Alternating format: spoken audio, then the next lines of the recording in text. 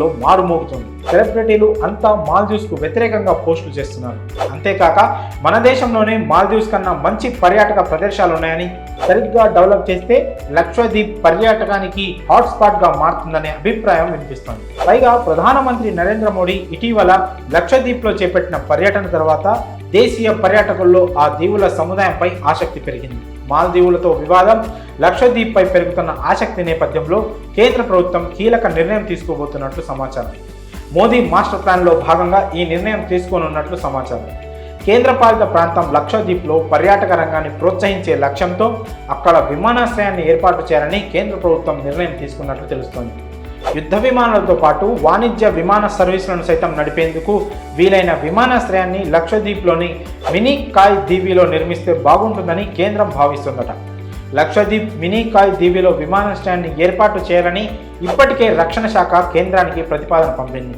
అయితే ఇటీవల పరిణామాల నేపథ్యంలో మినీ కాయ్లో సైనిక పౌర అవసరాలకు సైతం సరిపోయేలా విమానాశ్రయాన్ని నిర్మించే సరికొత్త ప్రతిపాదనను కేంద్రం పరిశీలిస్తోందని అధికార వర్గాలు వెల్లడించాయి.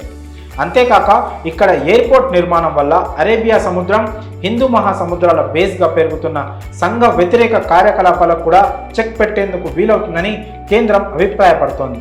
అంతేకాక మినీ కాయ్లో విమానాశ్రయం నిర్మిస్తే అది అరేబియా సముద్రంపై నిఘాను మరింత విస్తృతం చేసుకునేందుకు వైమానిక దళానికి ఎంతగానో ఉపయోగపడుతుందనే అభిప్రాయం సైతం వ్యక్తమవుతుంది.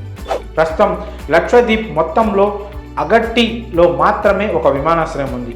ఇక్కడ కేవలం చిన్న విమానాలు మాత్రమే ల్యాండ్ అయ్యేందుకు అవకాశం ఉంది. ఈ క్రమంలో ఒకవేళ మినీ కాయ్ దీవిలో విమానాశ్రయం అందుబాటులోకి వస్తే పర్యాటక రంగం అభివృద్ధి చెందడంతో పాటు భద్రతా పరంగా కూడా బాగుంటుందనే అభిప్రాయం వెల్లడవుతుంది.